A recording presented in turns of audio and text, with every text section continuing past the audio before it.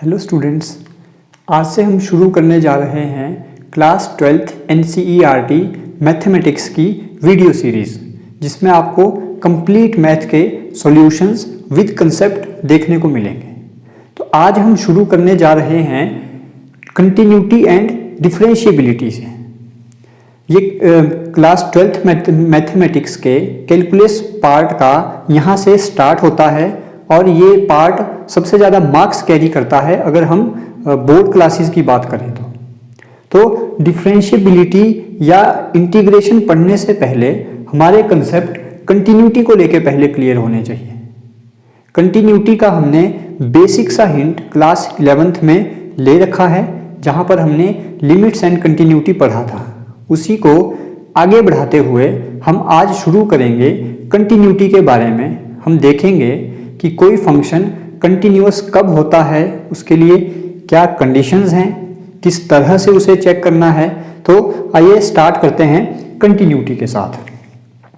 अब किसी भी चीज़ को समझने से पहले मेरा ये मानना है कि अगर हम उसके एग्जाम्पल को पहले समझ लें तो उसकी डेफिनेशन को याद करना या उस चीज़ के बारे में और अच्छे से जानना ये बहुत आसान हो जाता है। तो एक एग्जाम्पल के साथ शुरू करते हैं कि कोई फंक्शन कंटिन्यूअस कब होगा। तो मैं यहाँ पर एक बेसिक सा एग्जाम्पल लेके चलता हूँ। कोई फंक्शन अज्यूम कर लेते हैं, let a function f of x which is equal to, मैं यहाँ पर फंक्शन को डिफाइन कर रहा हूँ। फंक्शन की वैल्यू ले लेते हैं 2 for x less than equal to 0 and 3 for x greater than 0। अब अगर मैं आपसे कहूं कि क्या आप इस फंक्शन का ग्राफ ड्रॉ कर सकते हैं, तो बहुत आसान है इसका ग्राफ ड्रॉ करना। इसका ग्राफ ड्रॉ कर लेते हैं। x एक्सिस, यहां पर फंक्शन की वैल्यू इस एक्सिस पर हम ड्रॉ करेंगे। मार्किंग कर लेते हैं 1 2 3। अब अगर आप इस फंक्शन को ध्यान से पढ़ें तो 0 से छोटी वैल्यूज के लिए फंक्शन की वैल्यू 2 है। तो अगर मैं इसको ग्राफ में दिखाऊं तो 0 से छोटी वैल्यूज के लिए फंक्शन की वैल्यू 2 है, और एग्जैक्टली 0 पर x इक्वल टू 0 पर भी फंक्शन की वैल्यू 2 है।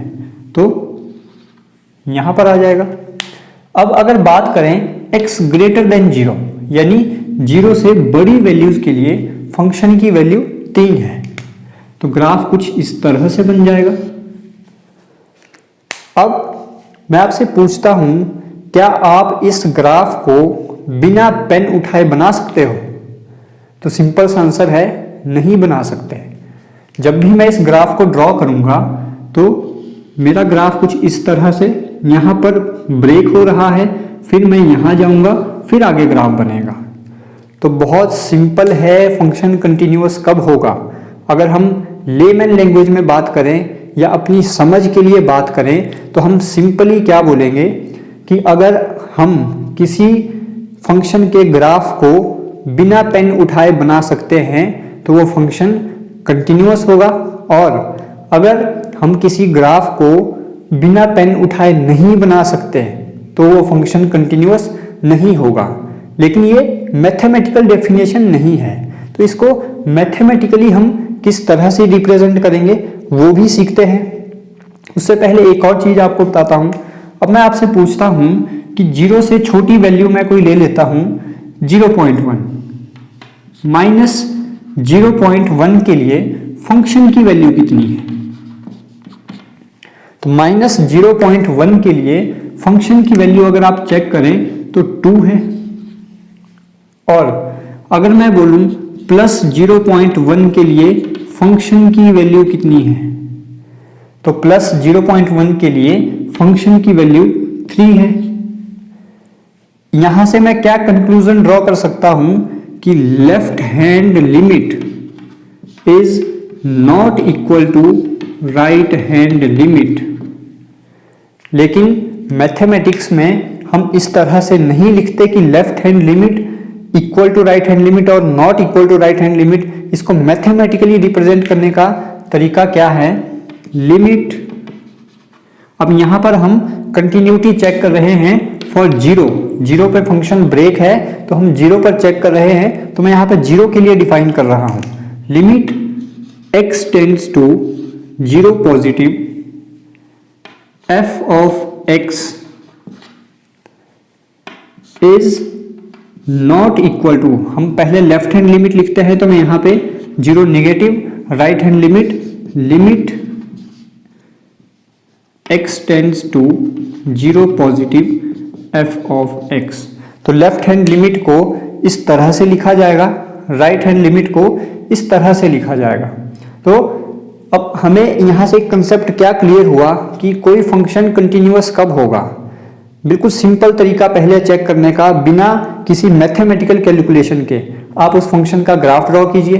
अगर आप उस ग्राफ को बिना पेन उठाए बना सकते हैं तो आंखें बंद करके आप बता सकते हैं कि वो फंक्शन कंटिन्यूअस होगा। अगर ग्राफ बिना पेन उठाए नहीं बन रहा है तो वो फंक्शन कंटिन्यूअस नहीं होगा, ठीक है। और अगर ग्राफ बिना पेन उठाए बन रहा है तो कंटिन्यूअस होगा, अगर ग्राफ बिना पेन उठाए नहीं बन रहा है तो वो कंटिन्यूअस नहीं होगा, जैसे यहाँ पर था। और अगर इसको मैथमेटिकली दिखाना हो तो मैथमेटिकली हम किस तरह से दिखाएंगे, आप लेफ्ट हैंड लिमिट चेक कीजिए, राइट हैंड लिमिट चेक कीजिए, अगर दोनों इक्वल हैं तो फंक्शन कंटिन्यूअस होगा, अगर दोनों इक्वल नहीं है तो फंक्शन कंटिन्यूअस नहीं हो। इसी को अगर मैं कंक्लूजन के तौर पे लिखूं तो कंक्लूजन कुछ इस तरह से बन जाता है कि फॉर अ फंक्शन, मैं इसी फंक्शन को डिफाइन कर रहा हूं जो हमने यहां पर एग्जांपल लिखा है, for a function to be continuous at x equal to zero, function को x इक्वल टू जीरो पर कंटिन्यूअस होने के लिए क्या कंडीशन बनती है, वो है limit x tends to zero negative f of x should be equal to limit x tends to zero plus f of x। तो हमने अभी तक ये इतना सीखा है, इसी को अब आगे फर्दर कंटिन्यू करते हैं। एक और पॉइंट इसमें ऐड होगा, उसको भी एक एग्जांपल की हेल्प से समझते हैं। अब मैं एक दूसरा फंक्शन यहां पर ले रहा हूं, let f of x is equal to, अब मैं यहां पर लिख रहा हूं 2 for x not equal to zero and 3 for x equal to zero. Check करने का तरीका पहले वही ग्राफ बना लेते हैं। अगर मैं इसका भी ग्राफ ड्रॉ करूं तो ये कुछ इस तरह से बन जाएगा। यहां पर डोमेन यानी x एक्सिस पर वैल्यूज और यहां पर फंक्शन की value for x not equal to zero, that is जब x की वैल्यू जीरो नहीं है, यानी जीरो से बड़ी और जीरो से छोटी वैल्यूज के लिए फंक्शन की वैल्यू 2 है, तो ग्राफ कुछ इस तरह से बन जाएगा। और एग्जैक्टली एट जीरो फंक्शन की वैल्यू 3 है, तो ये कुछ इस तरह से ग्राफ बनता है। अब ग्राफ देख के क्या बता सकते हैं ये कंटिन्यूअस है या नहीं, तो ये भी क्लियरली दिख रहा है कि यहां पर आके फंक्शन ब्रेक हो रहा है, वैल्यू 3 है exactly at x equal to zero, तो ये भी कंटिन्यूअस फंक्शन नहीं है। अब इसी को मैथमेटिकली चेक करते हैं। मैथमेटिकली हम क्या करते हैं, कोई लेफ्ट हैंड लिमिट, मैंने कोई पॉइंट ले लिया -0.1 और कोई पॉइंट ले लिया +0.1, तो at x equal to -0.1 function की वैल्यू कितनी है, -0.1 पर फंक्शन की value 2, at x equal to +0.1 function की वैल्यू +0.1 पर भी 2 है। तो यहां पर तो जो हमने बोला था कि लेफ्ट हैंड लिमिट अगर राइट हैंड लिमिट के इक्वल आ गई तो फंक्शन क्या होगा, कंटिन्यूअस होगा। आप बोलेंगे सर आप तो गुमराह कर रहे हैं, आपने बोला अगर इक्वल आ गई तो कंटिन्यूअस है और आप ग्राफ देख के बोल रहे हैं ये कंटिन्यूअस नहीं है। तो यहां पर एक और चीज जो आपको चेक करनी है वो क्या है, जिस पॉइंट पर आप कंटिन्यूटी चेक कर रहे हैं, 0 पॉइंट पर हम कंटिन्यूटी चेक कर रहे थे, तो उस पॉइंट पर भी फंक्शन की वैल्यू चेक करनी है। अगर उस पॉइंट पर भी फंक्शन की वैल्यू लेफ्ट हैंड लिमिट और राइट हैंड लिमिट के इक्वल आ गई तो फंक्शन क्या होगा, कंटिन्यूअस होगा। यहां पर अगर मैं चेक करूं at exactly x equal to 0 तो फंक्शन की वैल्यू कितनी है, फंक्शन की value exactly at x equal to 0 3 है। यानी अगर मैं इसे लिखूं तो left hand limit is equal to right hand limit, ये तो है but this is not equal to f of 0। तो यहां से एक और कंसेप्ट हमारा क्लियर हुआ कि कोई फंक्शन कंटिन्यूअस होगा या नहीं, ये हम कैसे चेक करेंगे। इसी एग्जांपल को मैं कंक्लूजन के तौर पर यहां पर लिख रहा हूं। फॉर अ फंक्शन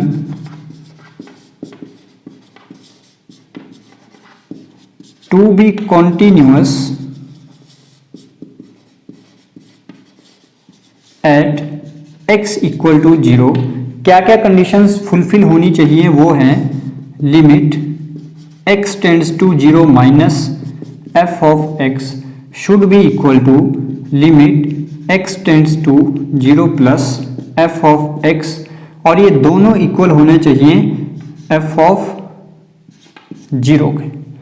अगर ये कंडीशन सेटिस्फाई होती तो ये फंक्शन मेरा कंटिन्यूअस होता, लेकिन यहाँ पर सेटिस्फाई नहीं है तो this function is not continuous, that is this function is discontinuous. तो हमने एक कंसेप्ट बना लिया है कि फंक्शन कंटिन्यूअस कब होगा, डिसकंटिन्यूअस कब होगा। इसी चीज को अब अगर आपके दिमाग में ये क्लियर है तो जो मैं डेफिनेशन लिखने जा रहा हूं वो आपको एकदम से समझ आ जाएगी। तो इसकी डेफिनेशन नोट कर लेते हैं कि फंक्शन कंटिन्यूअस कब होगा।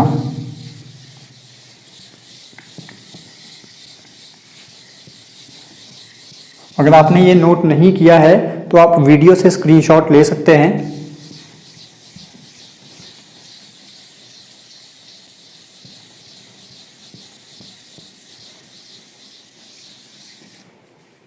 हम यहां पर डिफाइन करते हैं कि कोई फंक्शन कंटिन्यूअस कब होगा।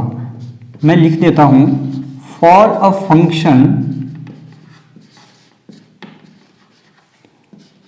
टू बी कॉन्टिन्यूअस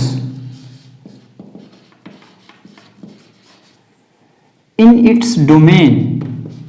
अब एक एक वर्ड को आप ध्यान से समझिएगा, आगे लिखने से पहले यहीं तक क्लियर कर लेते हैं। मैंने लिखा for a function to be continuous in its domain. Domain ही हमने क्यों उठाया, अब जब भी हमने कंटिन्यूटी चेक की तो हम यहां से कोई वैल्यूज उठा रहे थे, जैसे हमने -0.1 उठाया या +0.1 उठाया, तो वो वैल्यू हमने एक्स एक्सिस पर जितनी भी वैल्यू ड्रॉ हैं उनमें से वैल्यू उठाई है। तो एक्स एक्सिस पर हम जितनी भी फंक्शन की वैल्यूज ड्रॉ करते हैं एक चीज, तो वो सारे रियल नंबर होंगे प्लस उसे हम फंक्शन की डोमेन बोलते हैं। ध्यान रखिएगा, किसी भी फंक्शन की डोमेन एक्स एक्सिस पर ड्रॉ की जाती है और उसकी रेंज वाई एक्सिस पर ड्रॉ की जाती है। तो हम वही यहां पर लिख रहे हैं for a function to be continuous in its domain as a subset of real numbers, ये सारे रियल नंबर्स होंगे, as a subset of real number there exist a point C, there exist a point C। जैसे हमने यहाँ पर 0 लिया था continuity check करने के लिए, ऐसे ही हर एक फंक्शन के लिए कोई पॉइंट होगा जिसे हमने नाम दे दिया point C। there exist a point C such that function will be continuous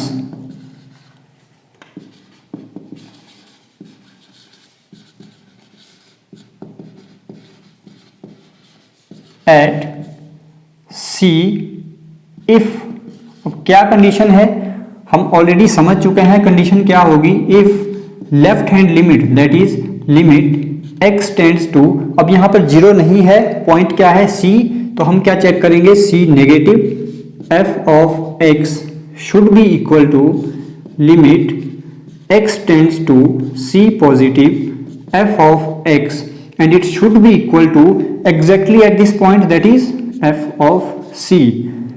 अगर ये कंडीशन किसी भी फंक्शन में सेटिस्फाई होती है तो वो फंक्शन कंटिन्यूअस होगा, अगर सेटिस्फाई नहीं होती तो वो फंक्शन डिसकंटिन्यूअस होगा। जो कंसेप्ट हमने अभी तक पढ़ा है इसे किस तरह से एग्जाम्पल में फिट करना है, किस तरह से क्वेश्चंस को सॉल्व करना है, एक एग्जाम्पल लेके चेक कर लेते हैं। तो यहाँ पर एक सिंपल सा एग्जाम्पल लिखा है। कोई फंक्शन है f ऑफ x जिसकी वैल्यू है 2x + 3 for x <= 2 and 2x - 3 for x > 2। यहाँ पर पूछा गया है find all points of discontinuity. तो अगर आपसे सिर्फ वर्बली पूछा जाए कि क्या यह फंक्शन कंटिन्यूअस है, तो क्या आप देख के बता सकते हैं कि यह फंक्शन कंटिन्यूअस है या नहीं? सिंपल सा तरीका आपको बताया था, फंक्शन का ग्राफ ड्रॉ कीजिए। अगर ग्राफ बिना पेन उठाए बन गया तो कंटिन्यूअस होगा। जहां पर ब्रेकिंग हुई, जहां पर आपको पेन उठाना पड़ गया, वो पॉइंट क्या होगा? डिसकंटिन्यूटी का पॉइंट। तो यहाँ पर साफ बिना ग्राफ बनाए भी देख के पता चल रहा है कि ये फंक्शन कंटिन्यूअस नहीं है, और डिसकंटिन्यूटी पॉइंट भी पता चल रहा है कि क्या होगा। तो यहाँ पर आप सिंपल देख सकते हैं, अगर आप इसका ग्राफ भी ड्रॉ करें तो x 2 से छोटी वैल्यूज के लिए फंक्शन की वैल्यू 2x + 3 है, 2 से बड़ी वैल्यूज के लिए फंक्शन की वैल्यू 2x - 3 है। तो ये बिना पेन उठाए तो नहीं बन सकता, ब्रेकिंग है 2 पर। तो अगर इसको सॉल्व करना हो मैथमेटिकली तो स्टेप नंबर 1 हमारा क्या रहता है? स्टेप बाय स्टेप देखिएगा किस तरह से सॉल्व करना है। Step number 1, first of all check point of discontinuity, कि डिसकंटिन्यूटी पॉइंट है कौन सा जहां पर आपको एग्जैक्टली चेक करना है। चेक पॉइंट ऑफ डिसकंटिन्यूटी, जो आपको क्वेश्चन देख के पता चल जाएगा। सबसे पहले हमें चेक करना है डिसकंटिन्यूटी पॉइंट कौन सा है। तो वो क्वेश्चन देख के पता चल रहा है कि ब्रेकिंग कहां पर है, 2 पर ब्रेकिंग है। तो हमें फंक्शन की कंटिन्यूटी या डिसकंटिन्यूटी कहां पर चेक करनी है? 2 पर चेक करनी है। सेकंड, स्टेप नंबर 2, अगर मैं यहां पर लिख दूं तो we will check continuity at x = 2। अगर आपसे पूछा जाए x = 2 पे क्यों, तो आप बता सकते हैं यहां पर फंक्शन की वैल्यू ब्रेक हो रही है, अलग अलग वैल्यूज हैं। ठीक है। Step number 2, for a function, define कर लेते हैं पहले कंटिन्यूअस कब होगा। For a function to be continuous at x = 2, क्या कंडीशन बनेगी? हम ऑलरेडी जानते हैं कंडीशन किस तरह से लिखनी है। Left hand limit, that is limit x tends to 2 negative f of x should be equal to limit x tends to 2 positive f of x, it should be equal to f of 2। अगर ये condition fulfil होती है तो function continuous होगा, अगर नहीं होती तो x = 2 पर फंक्शन क्या होगा हमारा? डिसकंटिन्यूअस होगा। तो अब यहां पर मैं सबसे पहले फंक्शन की वैल्यू x = 2 के लिए चेक कर लेता हूं।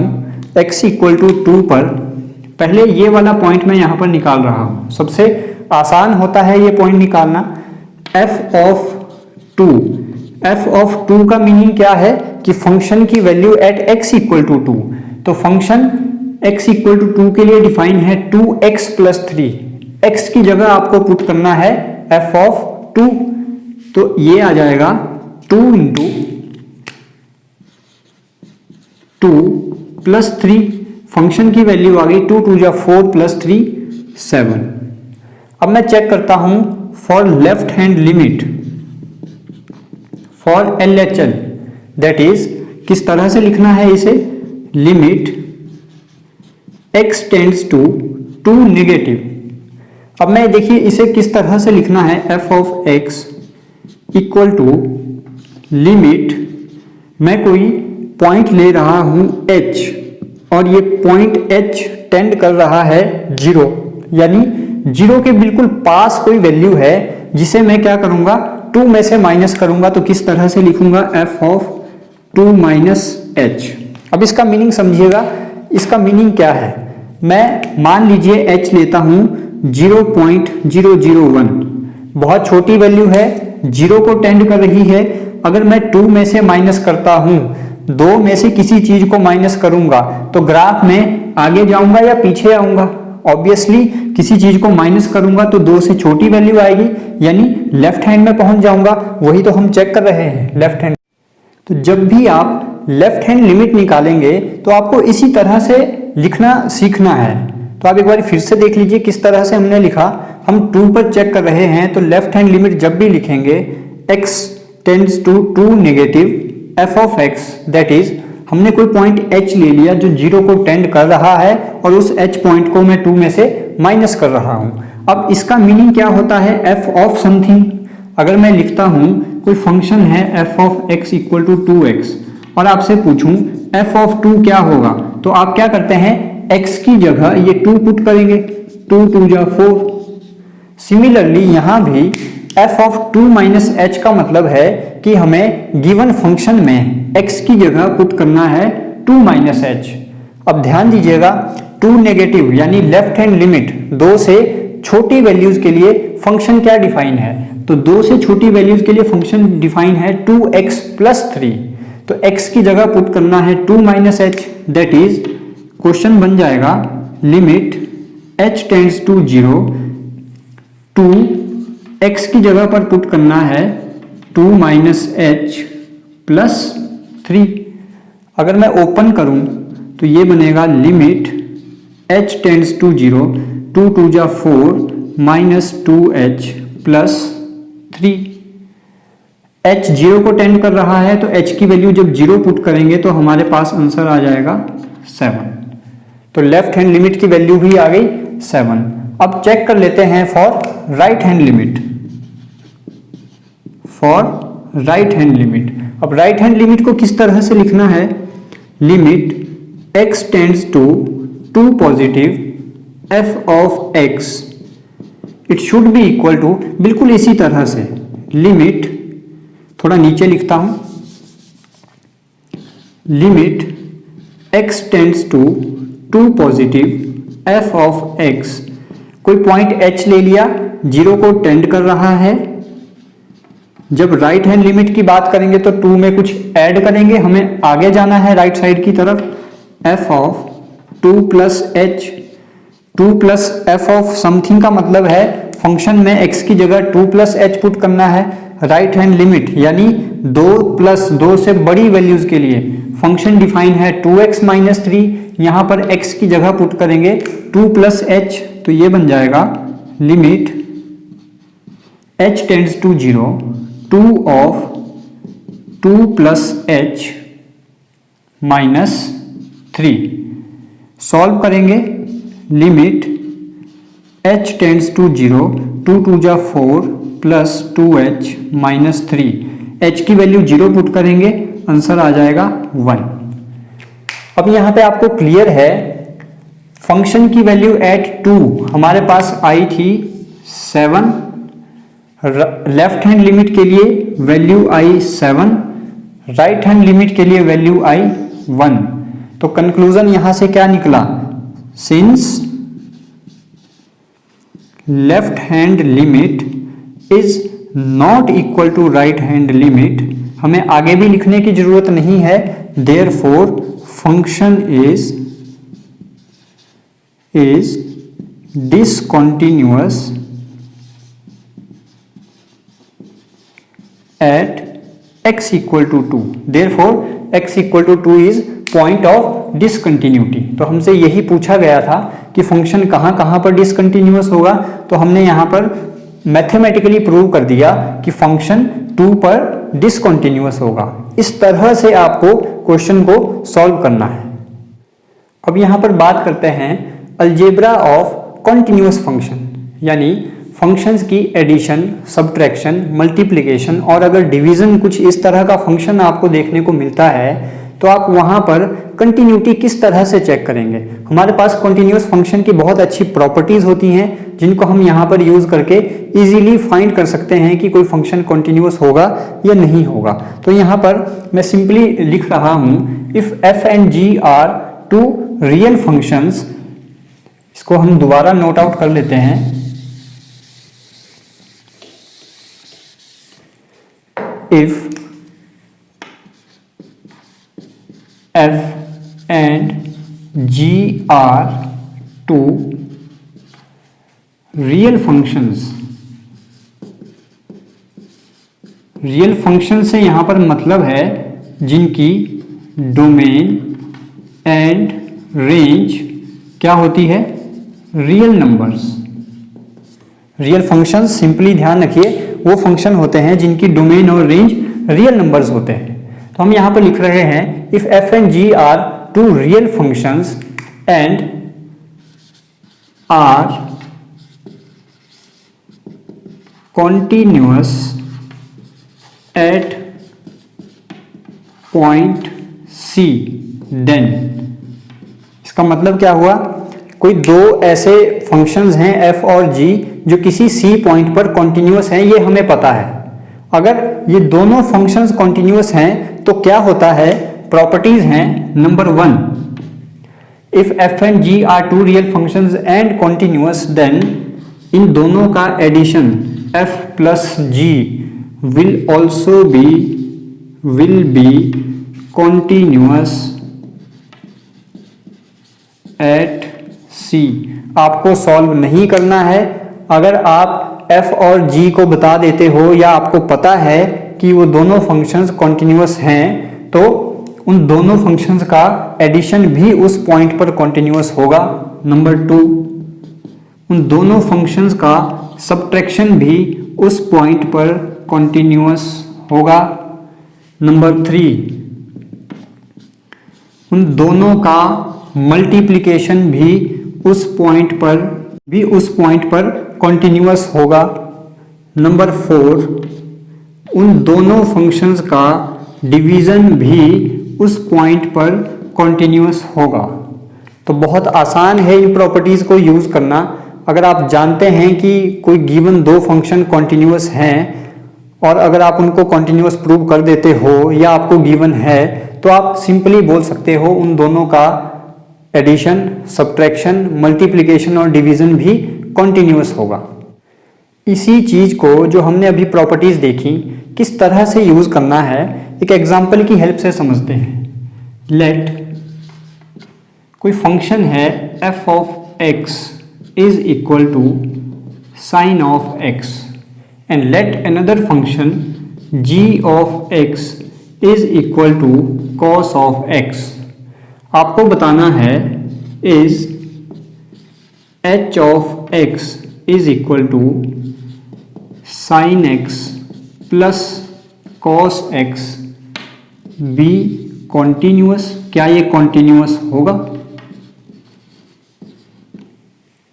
तो ये सिंपल सा क्वेश्चन आपसे पूछा गया है। कोई फंक्शन f ऑफ x दिया है sine of x, g of x दे दिया कॉस ऑफ x, कोई फंक्शन है h of x sine x plus cos x। आपको बताना है क्या ये फंक्शन कॉन्टिन्यूअस है।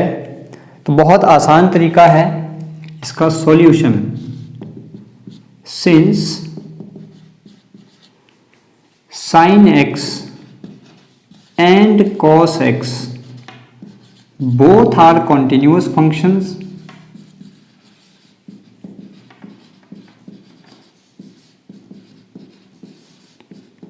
अब आप बोलोगे सर आपको कैसे पता लगा कि sin x और cos x कॉन्टिन्यूअस फंक्शंस हैं।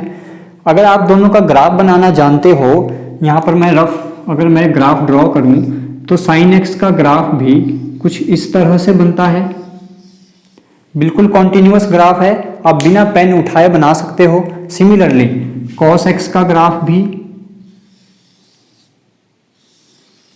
बिना पेन उठाए बन जाता है। तो दोनों फंक्शंस कॉन्टिन्यूअस हैं। ध्यान रखिएगा ट्रिग्नोमेट्रिक फंक्शंस आपको मेनली कॉन्टिन्यूअस मिलेंगे, लेकिन फिर भी चेक करना जरूरी होता है। तो sin x और cos x तो क्लियरली कॉन्टिन्यूअस फंक्शंस हैं, दोनों का ग्राफ बिना पेन उठाए बन जाता है। तो मैंने यहाँ पर सिंपली लिख दिया since sin x and cos x both are continuous functions, therefore their addition